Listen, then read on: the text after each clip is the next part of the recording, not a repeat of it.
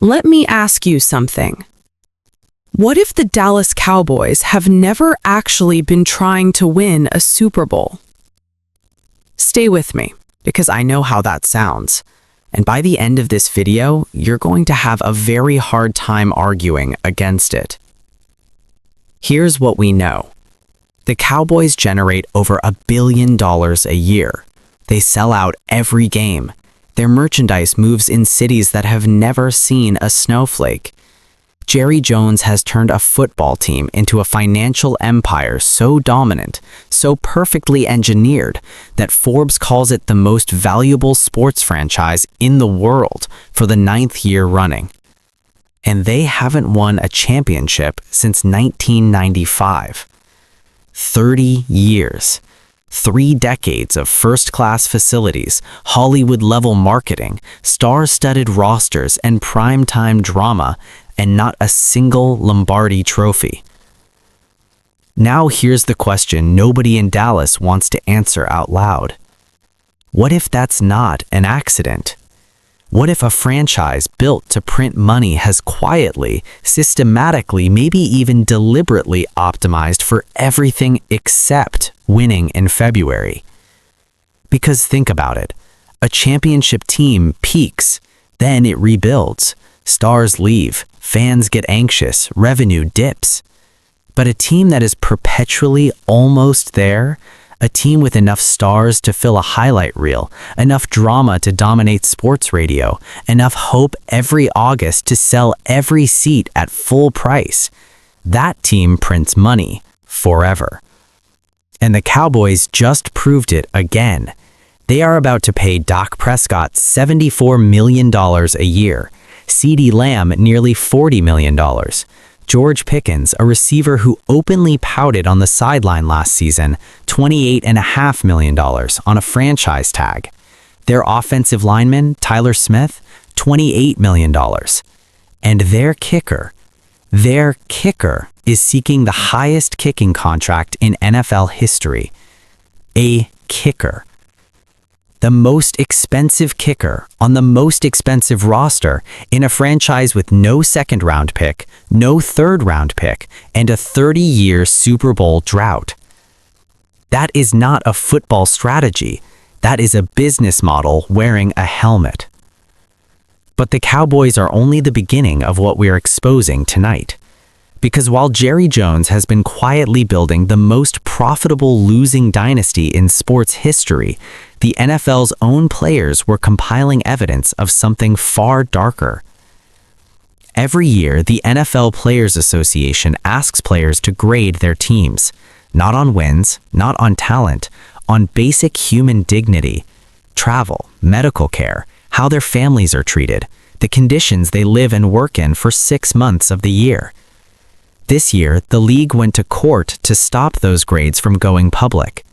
They filed a formal grievance. They fought it legally. They spent real money trying to make sure you would never see what their own players wrote about them.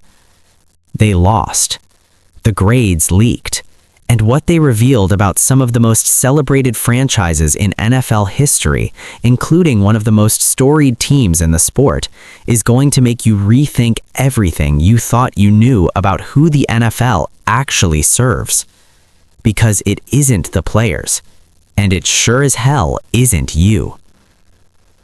And while all of this is happening, while billionaires fight in courtrooms to hide F grades, and Cowboys fans wait for a championship that the math says may never come, a new generation of general managers is quietly dismantling the old power structure from the inside.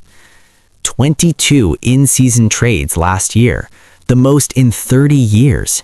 Young, aggressive, data-driven GMs who are turning the NFL into an auction house and using players like Malik Willis, a quarterback with just 35 career pass attempts, to prove that the rules of value, leverage, and power in this league have completely changed.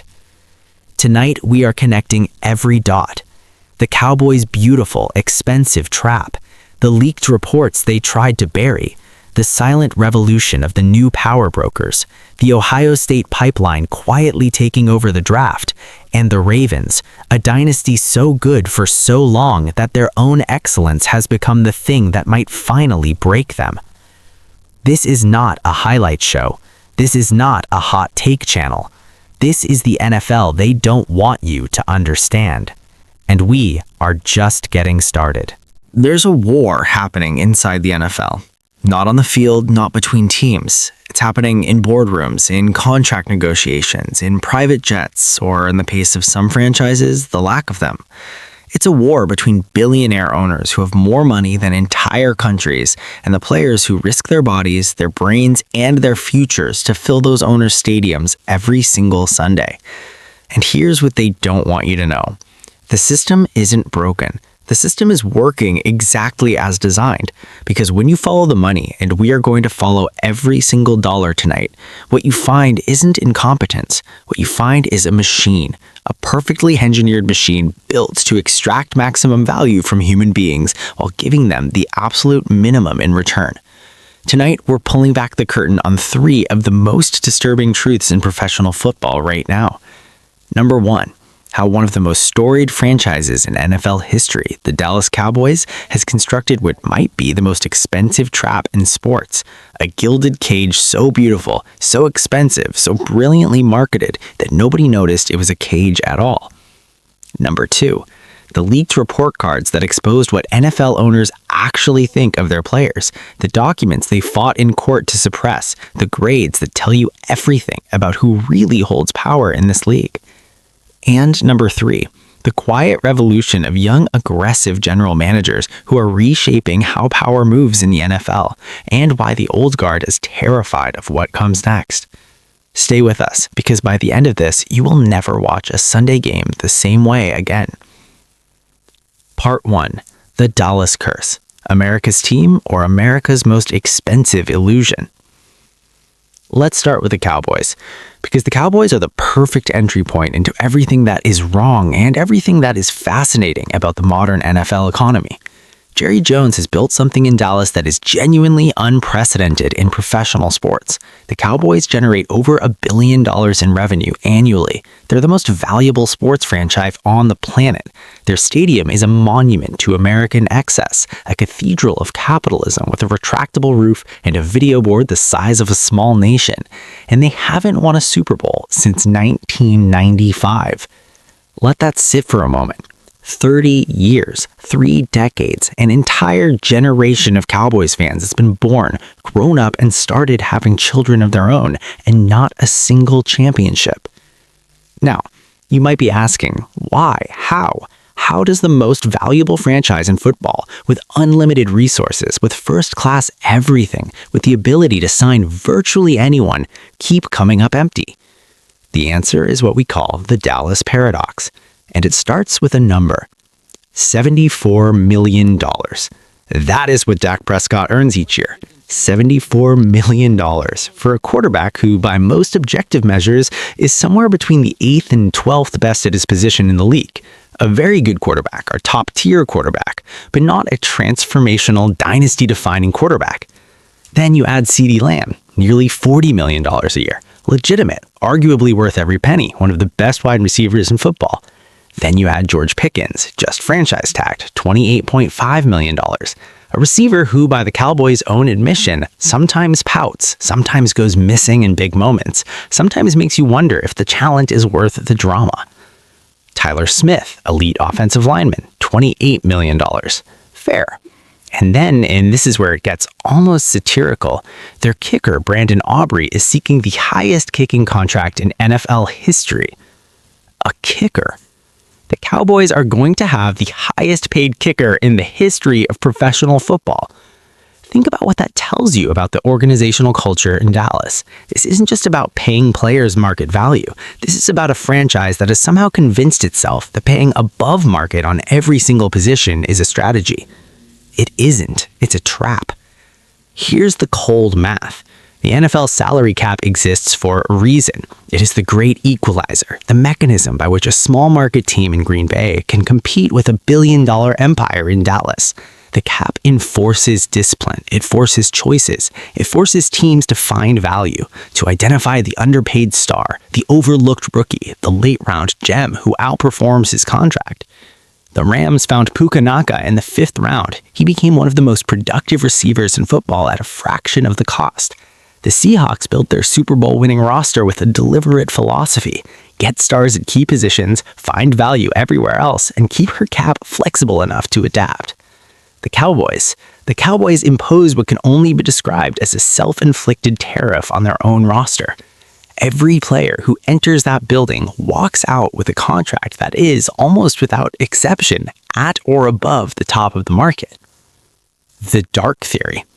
And here's the dark part, the part that the Cowboys' very loyal, very passionate, very patient fan base doesn't talk about enough. This might be designed. Think about it. Jerry Jones is a businessman first. He always has been. And from a pure business perspective, the Cowboys are operating flawlessly. Revenue up, brand value up, ticket prices up, merchandise up, TV deals up.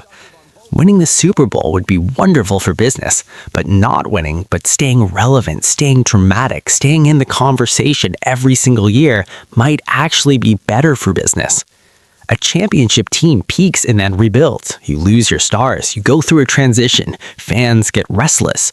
But a team that is perpetually almost there, a team with stars that fans love, with drama that keeps everyone talking, with just enough hope every August to sell out every seat, that team prints money forever. We're not saying Jerry Jones is deliberately sabotaging his own team's championship chances. We're saying the Cowboys' financial structure creates a system where the pressure to win is always secondary to the pressure to remain profitable. And the proof is in the draft. The Cowboys currently hold 2 first-round picks. They have no second-round pick, no third-round pick. Their draft capital is concentrated at the top, which sounds big until you realize what that means. It means they have to hit on those picks. There is no safety net, no depth, no plan B. In a league where elite teams win by stockpiling assets, developing players on cheap rookie deals, and maintaining flexibility, the Cowboys are all in on an expensive, star-driven model that has a 30-year track record of failing to produce a championship. The Cowboys are not a bad team. They're a very good, very expensive, very well-marketed team that has optimized for everything except winning the Super Bowl. And in NFL February, the only thing that matters in February is February. Part 2. The leaked documents. F's across the board. What NFL owners actually think of their players. The documents they fought in court to suppress. The grades that tell you everything about who really holds power in this league. Now, we need to talk about something that the NFL desperately did not want you to see. Every year, the NFL Players Association conducts a survey. Players grade their teams, not on wins and losses, not on talent, but on something far more fundamental: how they are treated as human beings. Facilities, travel, medical care, family accommodations, locker rooms, nutrition, the basic dignities that any employee in any profession should be able to expect from their employer. The league fought to suppress these grades this year. They filed a grievance. They went to court. They did everything in their power to keep this information away from the public, from free agents, from anyone who might use it to hold owners accountable. They failed. The documents leaked anyway. And what they revealed is one of the most damning indictments of NFL ownership culture in the modern era. The best, Miami. The Miami Dolphins received the highest marks, and this is not a coincidence. Stephen Ross, the Miami Dolphins owner, made his billions in luxury real estate. He built some of the most expensive, most meticulously designed properties in America. And when he bought the Dolphins, he applied that same sensibility to the franchise. The facilities are by all accounts extraordinary. The player experience is, according to the players themselves, exceptional. This is what happens when an owner actually invests in the experience of his workforce, when he treats his players not as interchangeable assets to be used and discarded, but as elite professionals deserving of elite conditions. Now, let's go to the bottom. Pittsburgh. The Pittsburgh Steelers, one of the most celebrated franchises in NFL history, 6 Super Bowl championships, the gold standard of sustained excellence, or so the mythology goes. The Steelers received failing grades across multiple categories: team travel, an F. Treatment of families, an F. Locker room quality, an F. An F on team travel. We need to sit with that for a second. These are men who are putting their bodies, their brains, and their long-term health on the line every single week. They are generating hundreds of millions of dollars for an ownership group that has been celebrated for generations as model stewards of a franchise, and they can't be bothered to provide adequate travel accommodations. An F on family treatment. These players' spouses, their children, their parents, the people who support them through the grind of an NFL season are apparently being treated as afterthoughts by an organization that has enough money to do better that chooses not to. Now, to be fair, the Steelers didn't fail everything. The training staff got a B+, the weight room got a B, the nutritionist got reasonable marks, but ownership got a D-. And this is where the story gets truly dark, because the Steelers head coach and special teams coordinator, the two highest rated individuals in the entire report, were both released after the season. The people the players respected most, gone. The ownership structure that received D- and Fs still in place. Ask yourself what message that sends to every player in that locker room. The pattern. The bottom 5 of the NFLPA report reads like a who's who of franchises that have struggled in recent years. The Bengals, the Buccaneers, the Browns, the Cardinals, and the Steelers. Start slow and reverent, like you're eulogizing something that looks alive but is already dead. Let the big numbers land in silence. Don't rush past $13 billion or $629 million. Pause and let the viewer do the math. The kicker section gets your most deadpan delivery. No emotion, no emphasis, just flat disbelief that speaks for itself. When you ask, is this incompetence or strategy? Slow down to almost a crawl, one word at a time, like a prosecutor reading a verdict. End the section quieter than you started it. The most powerful moment is the silence after, you tell me if that's a failure. Let's talk about the most successful failure in the history of American sports. Not a team that tried and fell short, not a franchise that was rebuilding, not an organization that ran out of money or talent or luck. We're talking about a franchise with more money than it could ever possibly spend. A franchise with talent that fills Pro Bowls year after year. A franchise with a brand so powerful that it generates over $1.2 billion in revenue in a single season, more than any other sports team on earth. And they haven't won a Super Bowl in 30 years. 30 years. Let me give you some context for how long that actually is. The last time the Dallas Cowboys held the Lombardi Trophy was January 28, 1996, Super Bowl XXX. A 27-17 victory over the Pittsburgh Steelers in Tempe, Arizona. Troy Aikman, Emmitt Smith, Michael Irvin, the dynasty. The final chapter of a championship run that produced 3 Super Bowls in 4 seasons. That was 30 years ago. Since that moment, the Cowboys have managed exactly 5 playoff wins in 30 seasons. And not once, not a single time have they set foot in an NFC championship game. Think about what has happened in the world since 1996. The internet became everything. Smartphones were invented. Social media was built and then destroyed society. 4 different U.S. presidents have served full terms. And through all of it, the Dallas Cowboys have not once been a single game away from the Super Bowl. The Philadelphia Eagles, their most bitter rivals, have been to the conference championship game multiple times, won Super Bowls, and built sustained excellence. In 3 seasons between 2022 and 2024 alone, the Eagles won more playoff games than Dallas has in 30 years. But here's the part that makes your brain short-circuit. The Cowboys made more in profit last season than 16 NFL teams made in total revenue. Read that again.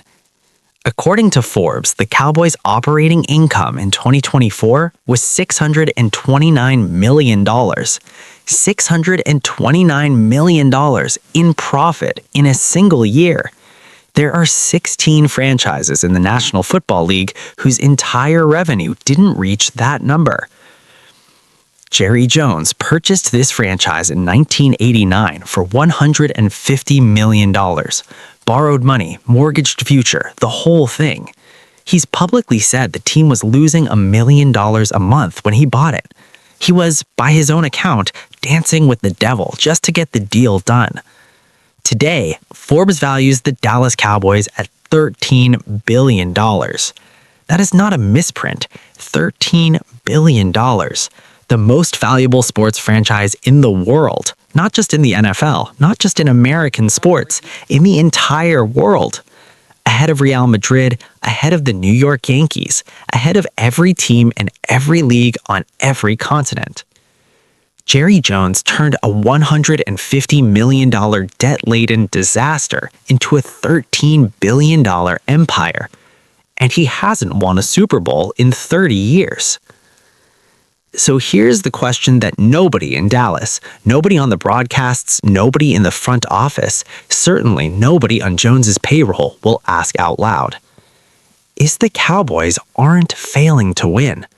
What if they're succeeding at something else entirely? Let's follow the money, because the money always tells the truth. The Cowboys generate $1.2 billion in annual revenue. That's not some theoretical valuation number. That's actual money coming in the door every single year. According to CNBC, the Cowboys pull in approximately $300 million in sponsorship revenue annually, by far the most of any NFL team. The next closest team isn't even in the same area code financially. And here's the thing about that $300 million in sponsorship money. Jerry Jones didn't just collect it, he invented it. Back in 1995, he was the first NFL owner to strike his own stadium sponsorship deals independent of the league's shared revenue system. He went after American Express, Pepsi, Nike, brands that were locked out of NFL properties deals, and signed them directly. The league hated it. Other owners complained. The NFL threatened legal action. Jones did it anyway. Because Jerry Jones understood something back in 1995 that most people in football still haven't fully absorbed. The Dallas Cowboys aren't primarily a football team. They are a media and entertainment brand that happens to play football. And if you are a media and entertainment brand, winning the Super Bowl is actually, and stay with me here, somewhat optional. Think about what happens when a team wins a championship.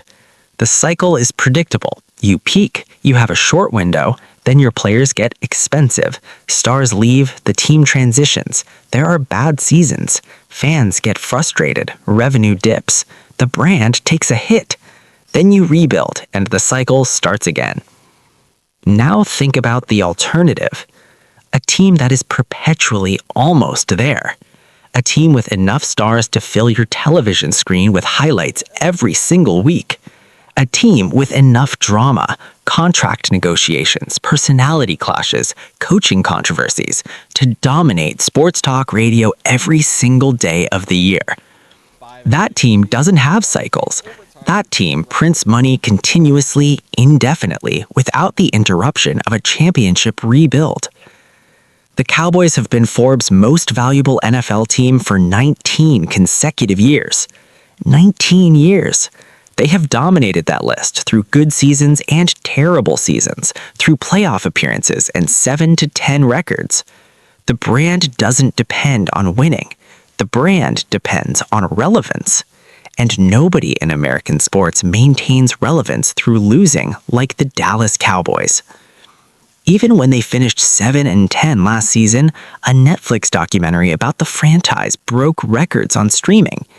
Jerry Jones is an 83-year-old man, and he is still the most talked about owner in professional football. That is not an accident. That is architecture. Now let's get into what they're actually spending their money on, because this is where the dark theory stops being a theory and starts being a balance sheet. In the most recent offseason, the Cowboys are constructing what might be the most expensive roster in the history of the franchise, And the way they're building it tells you everything about how this organization actually operates. Start with Dak Prescott, 4 years, $240 million. Just before the 2024 season, Prescott signed what was at the time the richest contract ever given to an NFL quarterback, with a $231 million fully guaranteed value. He is, by objective measure, a very good quarterback, a top 12 quarterback, a legitimate star. He is not a dynasty maker. He has never won a playoff game on the road. He has never been to an NFC championship game. In 30 years of Dallas Cowboys football since their last championship, they have won 5 total playoff games. None of them got anywhere close to February. But he got the money, because in Dallas, the stars always get the money. Next, CeeDee Lamb, 4 years, $136 million, $34 million per year. Absolutely legitimate. Lamb is one of the 2 or 3 best wide receivers in the NFL. He had the greatest receiving season in franchise history in 2023. No argument there. Then comes George Pickens. This is where it gets interesting.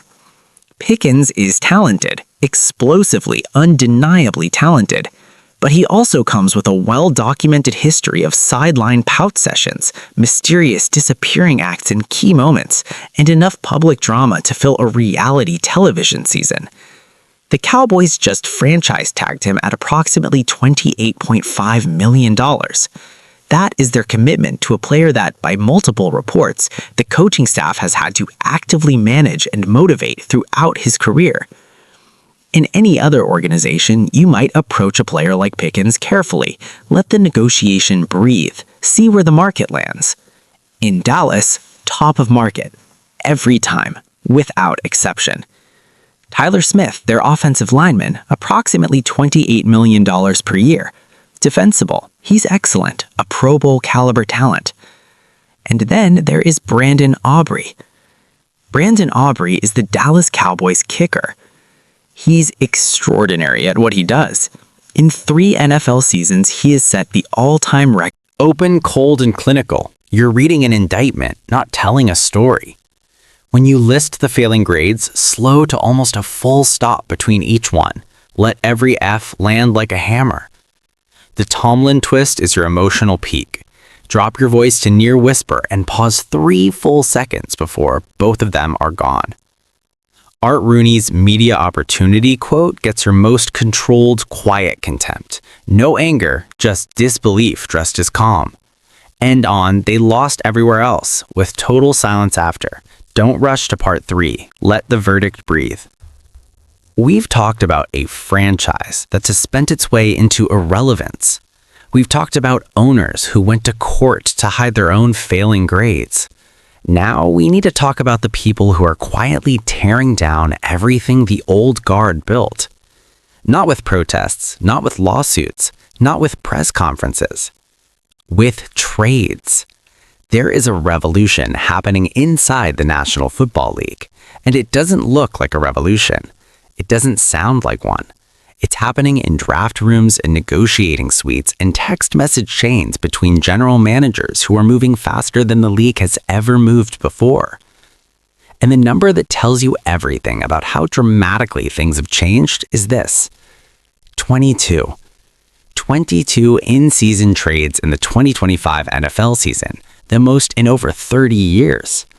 30 years ago, an in-season trade was an event. It was news, the kind of thing that dominated sports radio for a week. Teams simply didn't move players mid-season. The risk was too high, the disruption too significant. The culture of the league, conservative, hierarchical, resistant to change, made in-season deals rare and remarkable. Now they are routine. In 2015, just 1 player was traded within a week of the trade deadline. 1. In 2024, 18 trades involving 19 players were made from the start of the regular season through the deadline. And in 2025, that number climbed again. 22 deals reshaping rosters across the league in real time in ways that would have been unthinkable a decade ago. Something has fundamentally changed in professional football. And understanding what changed and who changed it is the key to understanding where power actually lives in the modern NFL. Let's start with who these people are, because the transformation of the NFL trade market didn't happen randomly. It happened because a specific type of person started occupying general manager chairs across the league. The old model of an NFL GM was built on a specific archetype: former player, former scout, someone who'd climbed the traditional ladder over decades, someone who was, by disposition, cautious because they'd seen what happened when organizations moved too fast and paid too much. What you have now is a generation of GMs who came up through analytics departments, who studied economics and organizational behavior before they studied playbooks, who were shaped not by decades of scouting film, but by the realization, documented and repeatable, that the NFL roster market is consistently inefficient, and that inefficiency can be exploited by anyone willing to move fast enough and think creatively enough. These GMs look at the NFL roster market and see exactly what a hedge fund manager sees when they look at an underpriced stock: assets, leverage, opportunities the slower operators are leaving on the table. And the salary cap is their primary tool. The cap has risen from $198 million in 2021 to a projected $279 million in 2026, an increase of over $80 million in 5 years. Every year the cap grows, every existing contract becomes slightly more affordable in real terms. Players who signed extensions 2 or 3 years ago are now, relatively speaking, bargains. This creates a perpetual market inefficiency. Teams with older contracts are holding assets worth more in trade value than their current cap hit suggests, and the new generation of GMs knows exactly which teams hold those assets, exactly what they're worth, and exactly how to structure a deal that extracts that value. The result is an NFL that operates less like a traditional sports league and more like a derivatives market. Now let's make this concrete, because abstract economics is interesting, but the story of what this actually looks like in practice, what happens when new GM culture meets the most desperate market in sports, is even more fascinating. And that story has a name: Malik Willis. Malik Willis came out of Liberty University in the 2022 NFL Draft as a high-ceiling, high-risk prospect. Rocket arm, elite athleticism, dual threat capabilities that reminded some evaluators of a young Josh Allen, but raw, unpolished, coming from a non-Power 5 program. Several analysts had him going in the first round. NFL Network's Ryan Wilson knocked him as high as 8th overall to the Atlanta Falcons. The Titans selected him in the 3rd round, pick 86. The free fall was real and jarring. In Tennessee, Willis struggled badly. 3 starts, 31 completions on 61 attempts, a 51% completion rate, no touchdowns, 3 interceptions, 276 yards. A disaster by any measure. So, the Titans traded him to Green Bay for a 7th round pick. A 7th rounder, the functional minimum value the NFL assigns to any asset. And then something happened that nobody predicted. Malik Willis arrived in Green Bay in late August 2024. 3 weeks later, he was playing in the regular season game. When Jordan Love went down injured, Willis stepped in, and what the league saw was not the raw project who had flamed out in Tennessee. What they saw was a player who had absorbed one of the most sophisticated offensive playbooks in football, LaFleur's West Coast system, in about 3 weeks. And not just absorb it, execute it. Weeks 2 and 3, 2024.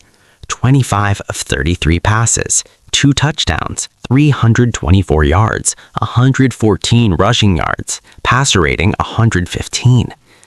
Then, in 2025, when Love suffered a concussion late in the regular season, Willis stepped in again. Against Chicago, 9 of 11 for 121 yards. Then, against the Baltimore Ravens, one of the best defenses in the league, 18 of 21, 85.7% completion rate, 288 yards, 1 passing touchdown, 60 rushing yards, 2 more scores on the ground. Among all quarterbacks with at least 50 plays in 2025, Willis ranked first in adjusted EPA per play, first in success rate, first in completion percentage over expectation. First. This is the player that the Tennessee Titans traded for a 7th-round pick. This is the player who is now, according to NFL insider Jordan Schultz, reporting directly from the NFL Combine in Indianapolis just this week, is expected to sign a contract worth at least $30 million per year. Schultz called it a foregone conclusion. Ian Rappaport went further on record. If Justin Fields gets $20 million a year, what does Malik Willis get? 30? 35? That's my guess. Let's do the math that makes this number extraordinary and absurd. In his entire NFL career, Malik Willis has taken 117 dropbacks. 117. At $30 million per year on a 3-year deal, $90 million total, divided by 117 career pass attempts, approximately $769,000 per career pass attempt. Nearly $1 million per pass attempt. Say that number again to yourself. Let it sit. Let it feel as insane as it is. And then let me tell you why, in the logic of the modern NFL market, it is completely rational. To understand why Malik Willis at $30 million is rational, you need to understand the Baker Mayfield blueprint, because what is happening with Willis right now is not new. It is the 3rd iteration of a pattern unfolding in the NFL quarterback market for 3 consecutive years. And the pattern is simple, documented, and accelerating. March 2023. The Tampa Bay Buccaneers have a problem. Tom Brady has retired, finally and permanently. They need a quarterback. The market is thin. The options are limited. They signed Baker Mayfield to a 1-year deal worth $4 million. Not $40 million, $4 million. Baker Mayfield was at that point a cautionary tale. The 2018 number 1 overall pick traded twice, released once, and most recently cut by the Carolina Panthers after going 1-6 as a starter. He had backed up Matthew Stafford in Los Angeles. He was, by reasonable assessment, finished. $4 million. Show me contract. Prove you still belong. And then what happened next, you know. Baker Mayfield led the Tampa Bay Buccaneers to a division title, 28 touchdowns, a 32-9 demolition of the defending NFC champion Eagles in the wildcard round, first Pro Bowl of the career. And then came the contract. 3 years, $100 million, $50 million guaranteed. From $4 million to $100 million. 1 year of performance, 1 season of proof. Now watch what happened next, because the Mayfield deal didn't just change Baker Mayfield, it changed the market for every quarterback who came after him. Sam Darnold, another former top pick written off, traded and dismissed, found the right situation in Minnesota, led the Vikings to a remarkable season, then signed with the Seattle Seahawks on a 3-year deal worth $100.5 million, slightly more than. Everything we've talked about tonight has involved a villain. The Cowboys, a franchise that may have engineered its own mediocrity for profit. The NFL's ownership class, billionaires who went to court to silence their employees. The old guard of GMs, operators too slow and too afraid to adapt. There has always been someone to point at, someone whose failure was, on some level, earned. But Part 5 is different, because the story we're telling now is about a franchise that did almost everything right. A franchise that built one of the most respected organizational cultures in football over nearly 2 decades. A franchise that developed a generational talent, maintained stability at every key position, and was, by every credible measure, a genuine Super Bowl contender for the better part of a decade. And it might not be enough. This is the Baltimore Ravens, and what is happening to them right now is not a story about incompetence or greed or institutional arrogance. It is the story of what happens when a franchise is too good for too long. When sustained excellence, compounded over time, creates a specific kind of trap that no amount of skill or wisdom can fully escape. It is the story of what happens when the bill finally comes due. Let's start with the numbers, because as always, the numbers tell the truth first.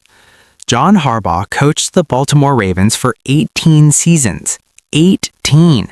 He was fired on January 6, 2026, 2 days after the Ravens lost 26-24 to the Pittsburgh Steelers in the final game of the regular season, eliminated on a kicker's missed 44-yard field goal as time expired. His final record, 180 and 113, a .614 winning percentage, 12 playoff appearances, 4 AFC championship games, 1 Super Bowl, XLIII, a 30-40-31 win over his brother's 49ers in New Orleans, February 2013. He was the winningest coach in Ravens history, the longest tenured coach in Baltimore professional sports history, one of only 8 coaches in NFL history to record 300 games with a single team. And within 45 minutes of his firing being announced, 7 NFL teams called his agent. 7 calls in 45 minutes. There are only 7 head coaching vacancies in the entire league, which means every single team with an opening had already called. And according to ESPN's Adam Schefter, there was reportedly a team still under contract with its existing head coach that was considering firing him to pursue Harbaugh. A team with an existing coach was considering firing him on the day Harbaugh became available for a shot at replacing him. That is how respected this man is. That is how universally regarded his record is across the NFL. And the Baltimore Ravens fired him. Why? Because in the modern NFL, being very good for a very long time is not enough. And the trap the Ravens have built for themselves, slowly, organically, almost imperceptibly, is one of the most instructive cautionary tales in professional football. Let's talk about Lamar Jackson, because you cannot talk about the Ravens situation without talking about Lamar Jackson. They are inseparable. The franchise's ceiling and its constraint live in the same body. Jackson's career passer rating, 102.2, the highest of any quarterback in the history of the league, the highest ever. 2 NFL MVP awards, the first unanimous MVP in 2019. A dual-threat capability that has never been replicated at the position. He is also on a contract that will carry a cap hit of $74.5 million in both 2026 and 2027. Let's make sure we understand what that number means in real terms. The Ravens' cap reality. 2026 cap projection, $300 to $305 million, NFL-wide salary cap ceiling. Jackson's 2026 cap hit, $74.5 million, about 24 to 25% of the entire cap. Unprecedented. Previous record cap hit, $50.5 million, Dak Prescott in 2025.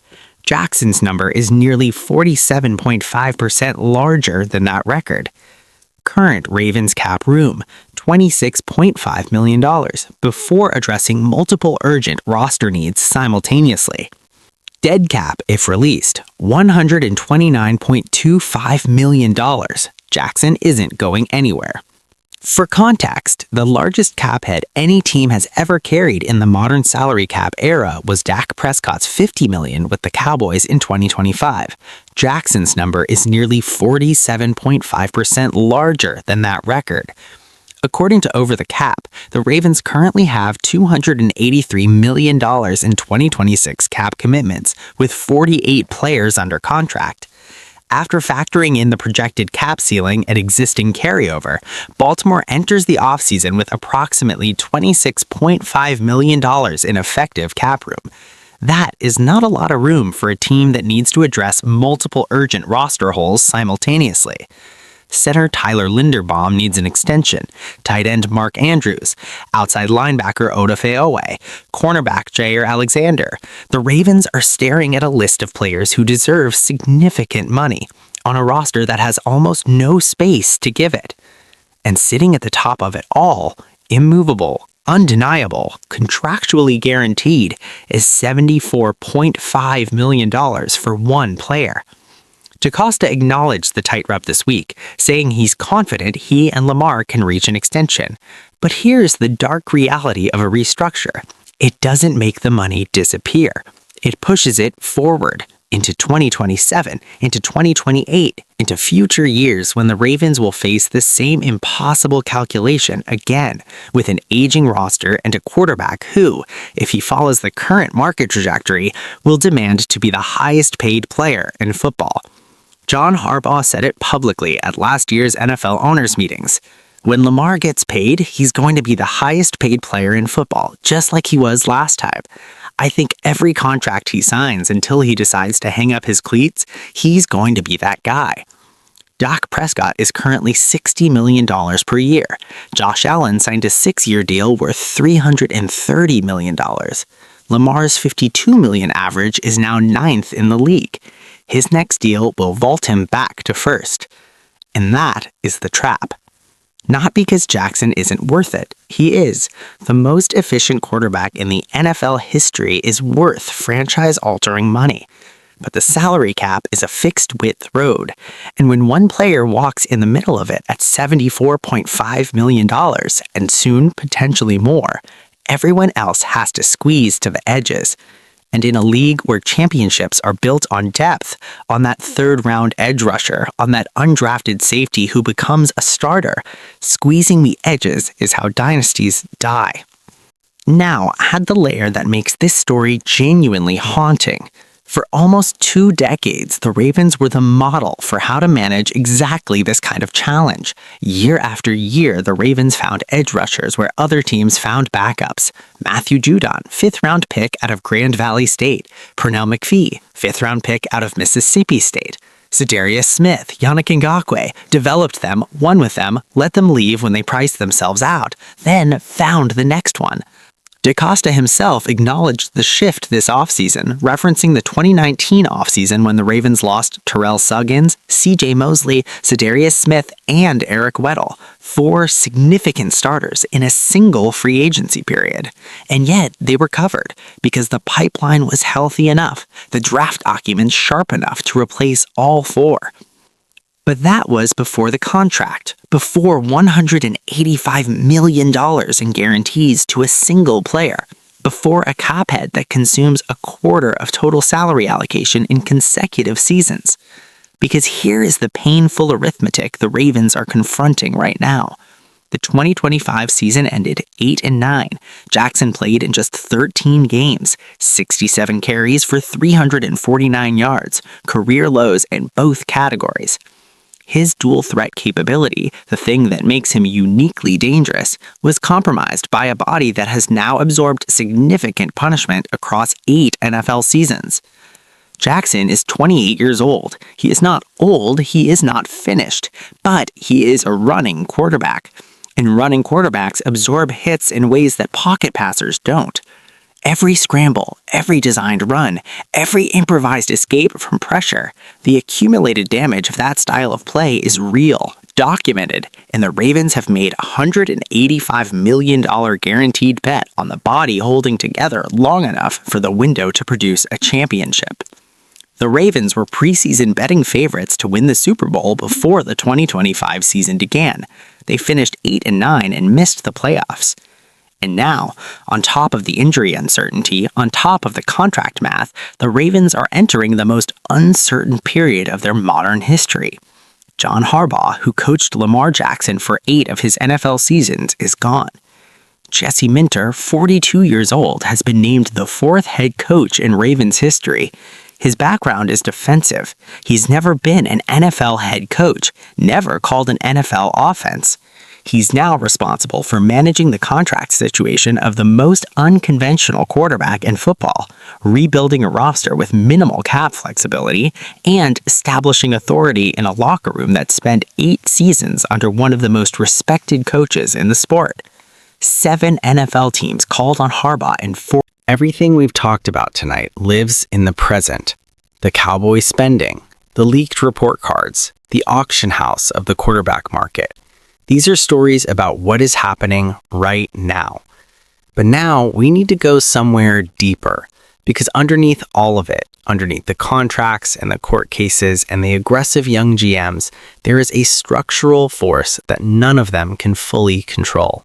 A pipeline so deep, so continuously productive, so institutionally dominant that it quietly shapes the composition of every NFL roster, every draft board, and every franchise's future, whether they realize it or not. And that force has a name: Ohio State. Not a player, not a coach, not a single draft class, an institution. And the story of how Ohio State came to exert this level of control over the National Football League and what it reveals about how power actually accumulates in American sports is one of the most important and least discussed stories in football. Let's start with the numbers, because the numbers, as always, tell the truth before anything else does. As of the 2025 NFL Draft, Ohio State has produced 95 first-round selections in the history of the NFL Draft. 95 since 1936. The next closest program, USC, has 86. That means Ohio State has produced 9 more first-round NFL draft picks than any other university in the history of American college football. 9. An entire draft slot's worth of separation between Ohio State and second place. And that gap is not shrinking. In the 2025 NFL Draft alone, just this past April, 4 Ohio State players were selected in the first round. Pick 19, Emeka Egbuka, WR, Tampa Bay Buccaneers. Pick 24, Donovan Jackson, OG, Minnesota Vikings. Pick 28, Tyleik Williams, DT, Detroit Lions. Pick 32, Josh Simmons, OT, Kansas City Chiefs. 4 players, 1 school, 1 draft. And Ohio State had first-round picks in 10 consecutive drafts going into 2026, the second longest active streak in college football, behind only Alabama's 17. But here is what separates Ohio State from Alabama, from Georgia, from Michigan, from every other program that has had its moment of sustained excellence. Ohio State doesn't just produce first-round picks, it produces them at every position, systematically, repeatedly, regardless of who the coach is. Wide receiver? In the last 4 drafts alone, 2022 through 2025, Ohio State produced 5 first-round wide receivers: Garrett Wilson, Chris Olave, Jackson Smith-Njigba, Marvin Harrison Jr., Emeka Egbuka. 5 first-round receivers in 4 years, all coached by one position coach, Brian Hartline, who has quietly built the most productive wide receiver factory in the history of college football. Offensive line? Donovan Jackson in 2025 was the 9th offensive lineman selected from Ohio State in the last 5 drafts. 9 offensive linemen in 5 years. In 2025 total, 14 Ohio State players were selected, tying the program's own record set in 2004, falling just 1 short of the all-time record set by Georgia in 2022. Every NFL GM opens every draft with a disproportionate number of Ohio State players on their board because the production record is undeniable. Now, to understand why Ohio State's dominance is so significant and so dark, you need to understand what happened in Ann Arbor, Michigan between 2015 and 2023. Because for a brief, brilliant, championship-winning window, Michigan appeared to have found the answer.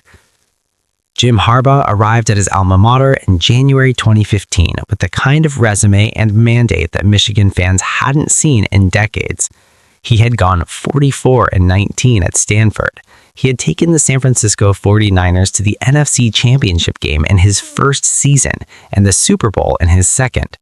He was one of the most respected football minds in the sport. Michigan needed him desperately. The Wolverines had won 5 games in their most recent season. Ohio State had beaten Michigan in 14 of the 15 matchups before Harbaugh arrived. The program was in fail plane. Harbaugh was supposed to fix it.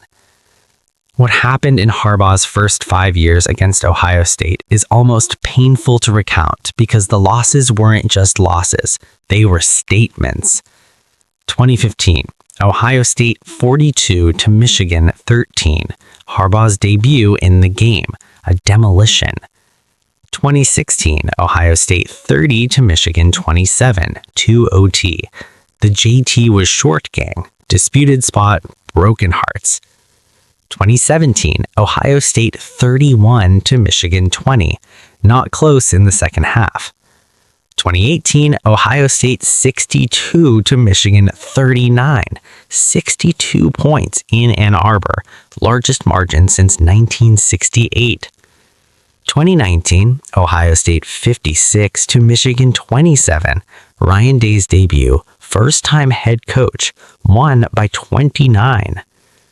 5 losses in 5 years to 5 different versions of Ohio State, the last coached by a man who had never been a head coach anywhere before in his life. Then came the window. 3 consecutive Harbaugh wins against Ohio State, a national championship in January 2024, Michigan's first since 1997, a genuine resurgence, real, earned, hard-won. And then Harbaugh left for the NFL, and Ohio State walked back in. In 2024, Ohio State entered Ann Arbor ranked number 1 in the country. Michigan, now under Sharon Moore, unranked, a 23-point underdog. The Buckeyes won 27-9. Ohio State went on to win the national championship. 1 year after Harbaugh's departure. 1 year. Now, here is where this story stops being about a football rivalry and starts being about something far more fundamental. About the difference between personality and institution. About the difference between a window and a dynasty. About the difference between excellence that depends on one extraordinary individual being present and excellence that exists independent of any individual at all. Jim Harbaugh is by any reasonable assessment one of the 5 best football coaches of his generation. And against Ohio State, his record over 9 years was 3 wins and 5 losses. Now, look at the Ohio State side of the ledger.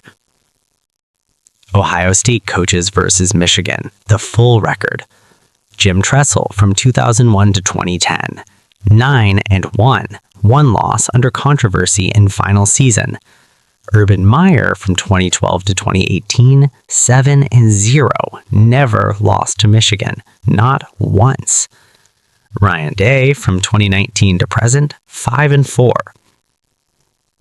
Ohio State doesn't just win under one coach, it wins across coaches, across generations of players, across offensive systems and defensive philosophies. It won under Earl Bruce, under Jim Tressel, under Urban Meyer, under Ryan Day, and the Buckeyes will win under whoever comes next. Because Ohio State's dominance isn't built on a coach, it's built on infrastructure. Let's be specific about what that means. Ohio State's football facilities are among the 2 or 3 finest in the country. The Woody Hayes Athletic Center went under a $110 million renovation completed in 2019. The weight room alone, 30,000 square feet, would qualify as a world-class training facility by any professional standard. Ohio State's recruiting apparatus is essentially a full-time professional operation. Dedicated analysts whose sole job is identifying high school prospects years before other programs begin paying attention. NIL infrastructure through collectives that offer incoming recruits financial arrangements that several years ago would have been unthinkable at the college level. Ohio State's coaching pipeline is one of the most productive coaching pipelines in football. The list of coaches who have passed through Columbus and gone on to NFL or major college positions reads like a directory of football's current leadership class. And then, this is the most important structural advantage of all. Ohio State's NFL production record creates a self-reinforcing cycle that no competing program has yet figured out to break. Ohio State produces elite NFL players every year. Those players have visible NFL careers. Their visibility generates recruiting interest from the best high school players in the country. Those recruits come to Columbus. They develop in elite facilities. They get drafted high. They have visible NFL careers. And the cycle runs again. It is a perpetual motion machine. And the more it runs, Everything we've talked about tonight has involved a villain. The Cowboys, a franchise that may have engineered its own mediocrity for profit. The NFL's ownership class, billionaires who went to court to silence their employees. The old guard of GMs, operators too slow and too afraid to adapt. There has always been someone to point at, someone whose failure was, on some level, earned. But Part 5 is different, because the story we're telling now is about a franchise that did almost everything right. A franchise that built one of the most respected organizational cultures in football over nearly 2 decades. A franchise that developed a generational talent, maintained stability at every key position, and was, by every credible measure, a genuine Super Bowl contender for the better part of a decade. And it might not be enough. This is the Baltimore Ravens, and what is happening to them right now is not a story about incompetence or greed or institutional arrogance. It is the story of what happens when a franchise is too good for too long. When sustained excellence, compounded over time, creates a specific kind of trop that no amount of skill or wisdom can fully escape. It is the story of what happens when the bill finally comes due. Let's start with the numbers, because as always, the numbers tell the truth first. John Harbaugh coached the Baltimore Ravens for 18 seasons. 18! He was fired on January 6, 2026, 2 days after the Ravens lost 26-24 to the Pittsburgh Steelers in the final game of the regular season, eliminated on a kicker's missed 44-yard field goal as time expired. His final record, 180-113, a .614 winning percentage, 12 playoff appearances, 4 AFC championship games, 1 Super Bowl, XLLI, a 34-31 win over his brother's 49ers in New Orleans, February 2013. He was the winningest coach in Ravens history, the longest tenured coach in Baltimore professional sports history. One of only 8 coaches in NFL history to record 300 games with a single team. And within 45 minutes of his firing being announced, 7 NFL teams had called his agent. 7 calls in 45 minutes. There are only 7 head coaching vacancies in the entire league, which means every single team with an opening had already called. And according to ESPN's Adam Schefter, there was reportedly a team still under contract with its existing head coach that was considering firing him to pursue Harbaugh. A team with an existing coach was considering firing him on the day Harbaugh became available for a shot at replacing him. That is how respected this man is. That is how universally regarded his record is across the NFL. And the Baltimore Ravens fired him. Why? Because in the modern NFL, being very good for a very long time is not enough. And the trap the Ravens have built for themselves, slowly, organically, almost imperceptibly, is one of the most instructive cautionary tales in professional football. Let's talk about Lamar Jackson, because you cannot talk about the Ravens situation without talking about Lamar Jackson. They are inseparable. The franchise's ceiling and its constraint live in the same body. Jackson's career passer rating, 102.2, the highest of any quarterback in the history of the league. The highest ever. 2 NFL MVP awards, the first unanimous MVP in history in 2019, a dual threat capability that has never been replicated at the position. He is also on a contract that will carry a cap hit of $74.5 million in both 2026 and 2027.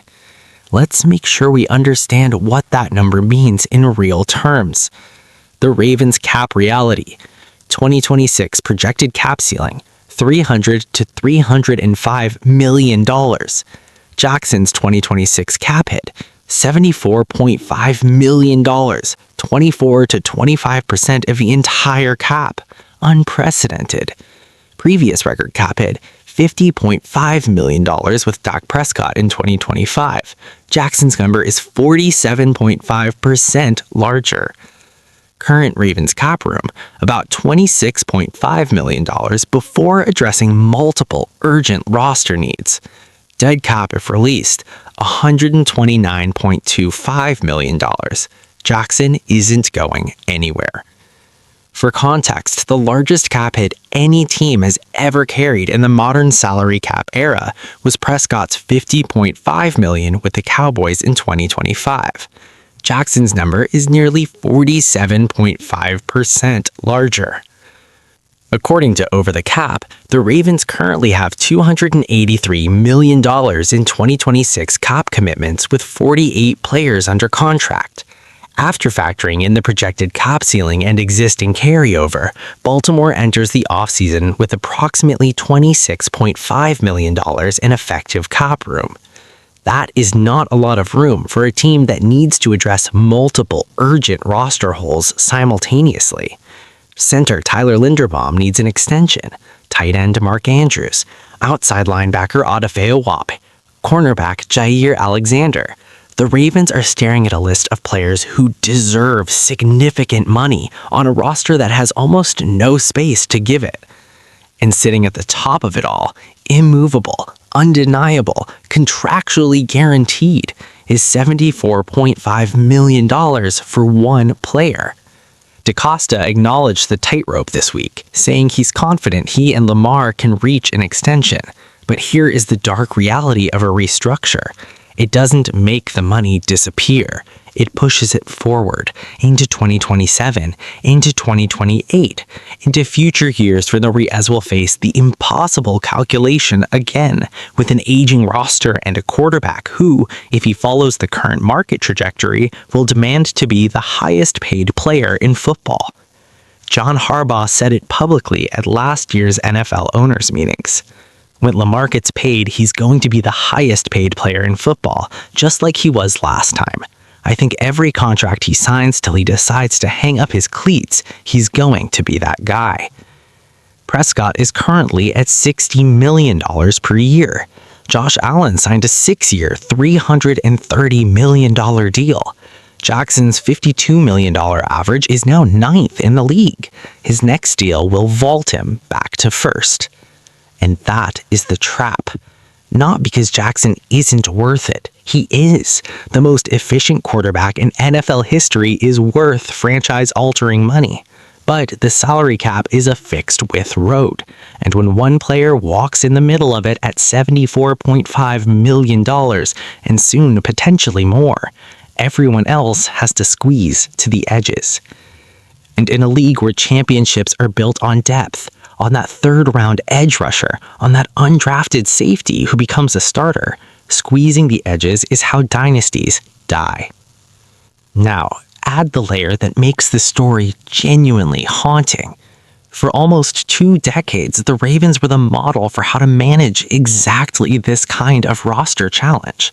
Year after year, Baltimore found edge rushers where other teams found backups.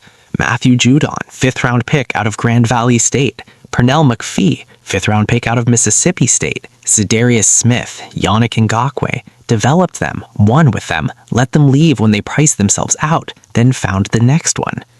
DaCosta himself acknowledged the shift this offseason, referencing the 2019 offseason when the Ravens lost Charles Soggins, C.J. Mosley, Za'Darius Smith, and Eric Weddle, 4 significant starters in a single free agency period, and yet they recovered.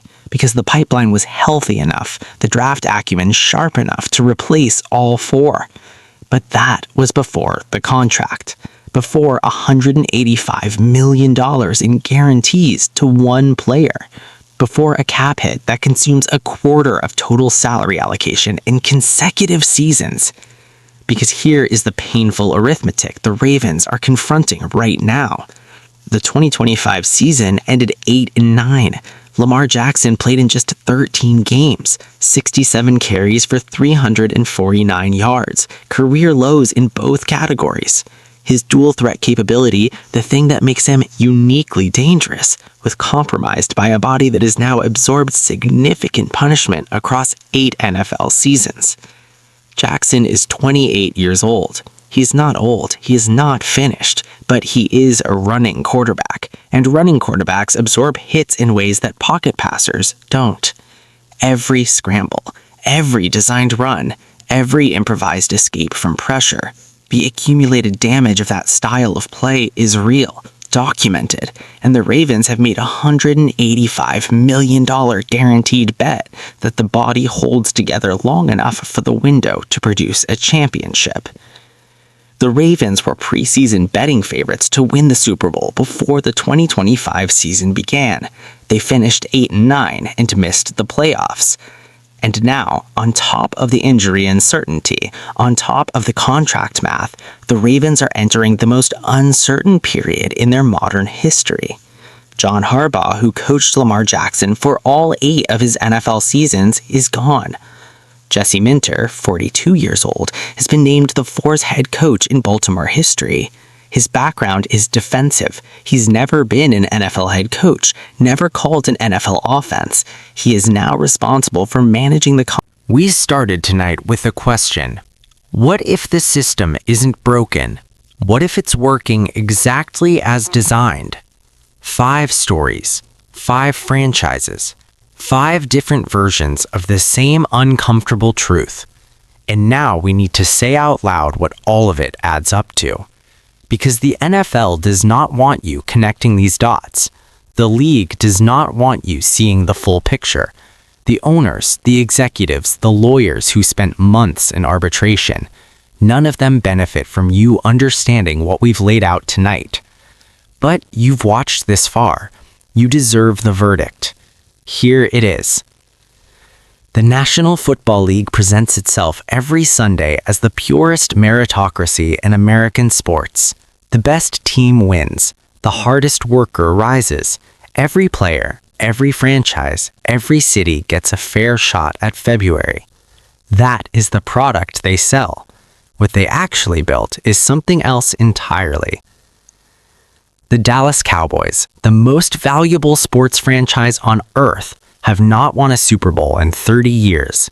Not because they lack talent, not because they lack money, but because the financial architecture of that organization has been constructed, brick by brick, contract by contract, in a way that rewards relevance over championships.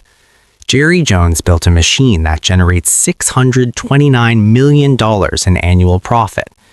The machine doesn't require a Lombardi trophy to keep running. It requires drama. It requires stars. It requires just enough hope every August to fill every seat at full price. And the machine runs perfectly.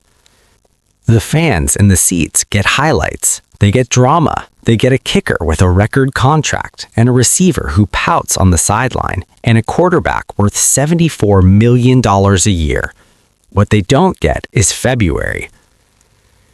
The Pittsburgh Steelers, 6 Super Bowl championships, one of the most storied organizations in professional sports, received failing grades from their own players.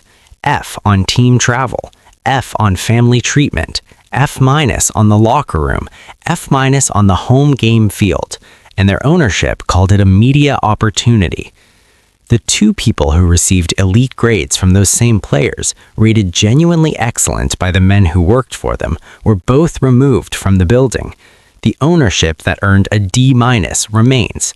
The structural failures remain. And the NFL spent months in legal proceedings trying to make sure you never read a single grade. They won in court. They lost everywhere else. The quarterback market is now being driven by a generation of aggressive young GMs who turned the NFL into an auction house. Baker Mayfield signed for $4 million. 3 years later, his archetype commands $30 million in climbing. Malik Willis, 6 career starts, 117 career pass attempts, is about to sign a contract worth nearly $1 million per pass attempt. Not because the market is irrational, because desperation is rational when the alternative is watching another team find your quarterback for you. The old guard built a conservative, hierarchical league where trades were rare and caution was rewarded. The new guard blew it up. 22 in-season trades in a single season. The revolution isn't loud. It is, however, very, very expensive. Ohio State has produced 95 first-round NFL draft picks, the most of any program in the history of the sport. 5 receivers in 4 years, 9 offensive linemen in 5 years. Year after year, regardless of the coach, regardless of the season, the machine runs. Michigan had a great coach. Ohio State has a great system. In American sports, the system always wins. And Baltimore, the franchise that did almost everything right, built the culture, developed the talent, maintained the pipeline, finds itself now with the most expensive quarterback contract in NFL history, a first-time head coach, and $26.5 million to fix a roster with real holes at multiple positions. They were too good for too long, never got the reset, never got bad enough to get the piece that changes everything. And now, the bill has arrived. 5 traps. The Cowboys, a trap made of money. The Steelers, a trap made of indifference. The GM revolution, a trap made of a market nobody saw coming. Ohio State, a trap made of institutional power. The Ravens, a trap made of excellence. 5 traps, 5 franchises, 1 league. The NFL is not broken. The NFL is working exactly as designed. Designed to generate revenue. Designed to maintain relevance. Designed to give you just enough hope every August that you keep coming back. Keep buying the tickets, keep watching the broadcasts, keep following the drama. And designed, above everything else, to make sure that the people at the very top of the system never have to answer for any of it. You watched this entire video, which means on some level you already knew. This has been NFL Dark Side. The truth doesn't care who it makes uncomfortable. Like, subscribe, and stay dark.